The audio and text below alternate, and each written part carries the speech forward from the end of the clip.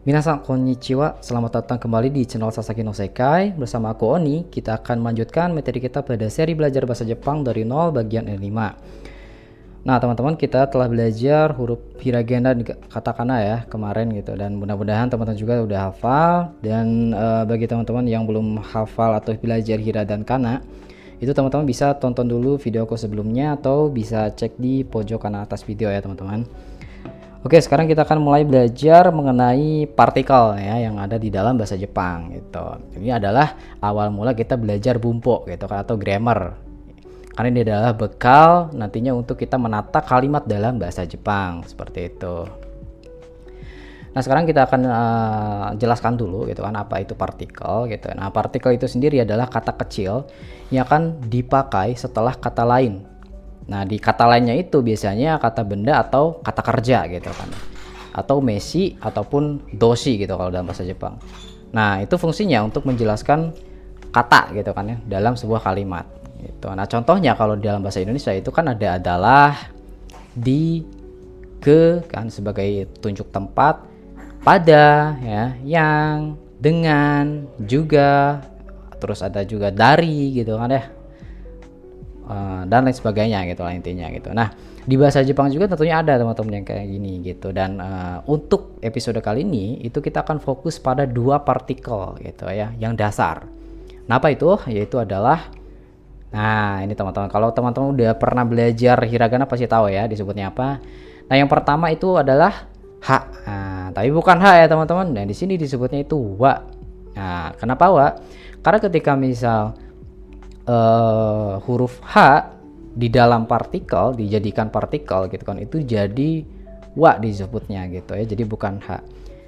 Dan kita akan belajar partikel ya, benar sekali, ga gitu ya. Nah, apa sih arti dari kedua partikel ini dan apa fungsinya, dan kita akan kupas gitu kan ya dalam materi ini secara singkat, padat dan jelas lah gitu ya. Oke teman-teman, langsung aja kita akan masuk ke partikel pertama yaitu wa ya. Nah, untuk partikel wa sendiri itu dikenal sebagai partikel penanda topik ya teman-teman. Nah, atau berfungsi sebagai penunjuk bahwa sesuatu adalah ya, sesuatu atau something adalah topik dari pembicaraan gitu. Nah, secara simpelnya kalau di bahasa Indonesia itu mungkin bisa diterjemahkan sebagai adalah atau mengenai. Nah, seperti itu, atau itu gitu ya. Itunya bukan sebagai kata tunjuk tapi sebagai bentuk definitif gitu kan ya, menjelaskan topik. Oke ya, clear ya. Nah, itu adalah partikel wa teman-teman. Nah, teman-teman boleh catat dalam catatannya masing-masing gitu kan ya, bagian-bagian pentingnya. Kemudian kita akan jelaskan bagian partikel yang satu lagi ya, definisinya itu seperti apa, yaitu partikel ga. Nah teman-teman, partikel ga ini itu dalam bahasa Jepang ya berfungsi untuk menandai subjek dalam sebuah kalimat. Terutama ya katanya ini sebuah ketika subjek tersebut merupakan informasi baru atau ingin diberi penekanan khusus gitu. Nah, untuk lebih simpelnya gitu kan ya. Jadi partikel G ini digunakan untuk penekanan subjek.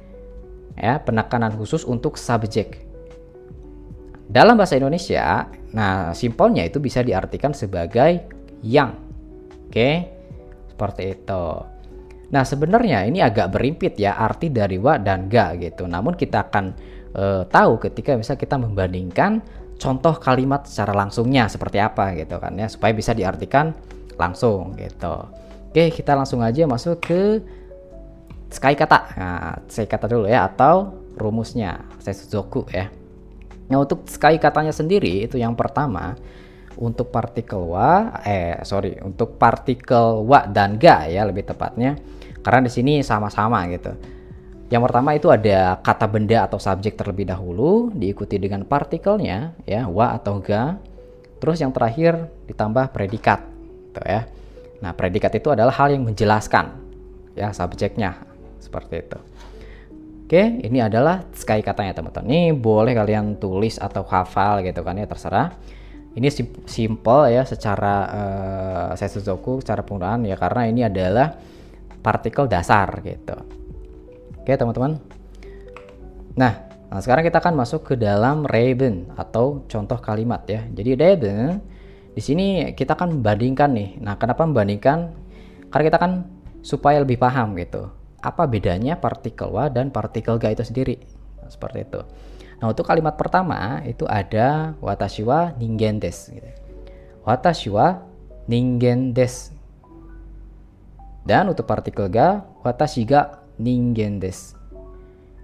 Ya. Nah, keduanya ini memiliki arti yang berbeda, teman-teman, terutama dalam penekanan gitu. Nah, yang pertama itu yang pakai partikel wa artinya adalah saya adalah manusia. Oke, ningen itu adalah manusia ya, teman-teman, dalam bahasa Jepang.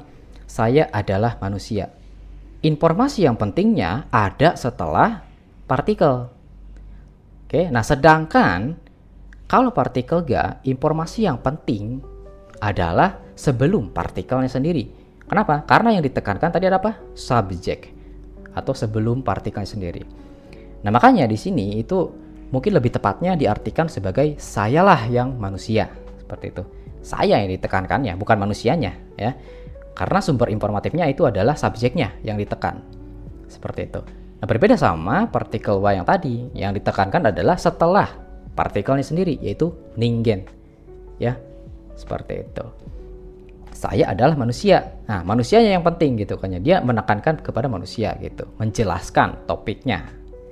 Seperti itu ya. Nah, selanjutnya ada 2番目. Untuk kedua, kore wa pen desu. Kore wa pen desu. Oke. Terus untuk partikel ga, kore ga pen desu. Ya. Kore ga pen desu. Oke. Nah, untuk arti wa ya sama seperti yang di atas, itu yang ditekankan itu setelah kata wa-nya atau setelah partikelnya. Ya. Untuk artinya ini adalah pena. Nah, sedangkan untuk partikel ga artinya itu inilah pena. Seperti itu ya. Kore ga pen desu. Inilah pena. Seperti itu. Sebenarnya ini nggak usah dimasukin lagi kata yangnya gitu kan ya, karena di sini akan ambigu gitu. Ya, jadi cukup inilah pena. Yang ditekankan itu ya ini gitu, yang ditunjuk itu inilah pena. Jadi bukan penanya yang penting, tapi inilah pena, subjeknya yang penting ya. Nah, mungkin dari segi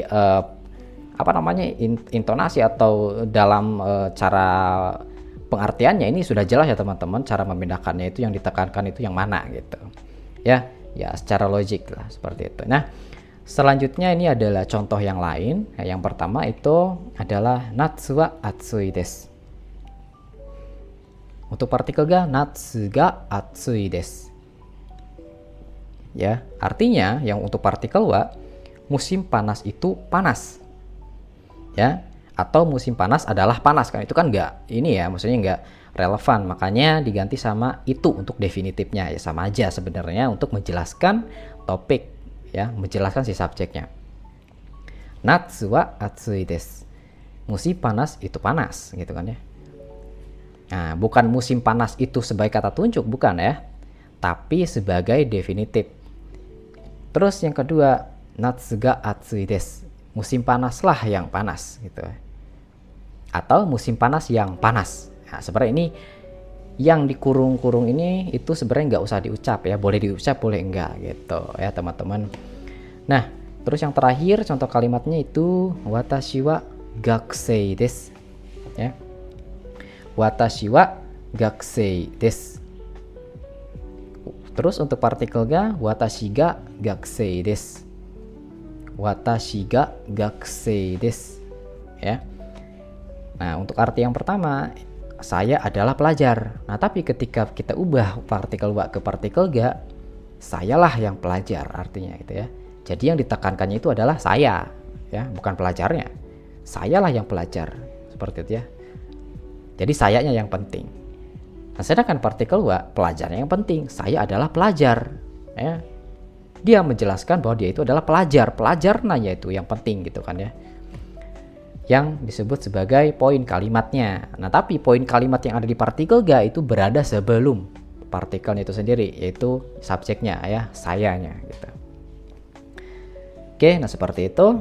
teman-teman kira-kira ya. Nah, sekarang di sini adalah chosen ya, atau challenge teman-teman. Di sini boleh kalian baca dulu dan kira-kira apa artinya gitu ya, menggunakan teknik yang sudah kita belajar tadi gitu kan ya, partikel partikel G dan partikel W gitu kan ya, karena di sini hanya menggunakan 2 partikel ya, teman-teman.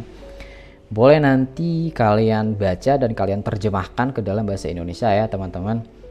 Nah, untuk hasilnya boleh kalian tulis di kolom komentar, biar nanti aku lihat gitu kan ya, apa yang salah dan apa yang kurang atau apa yang udah benar semua gitu kan, teman-teman.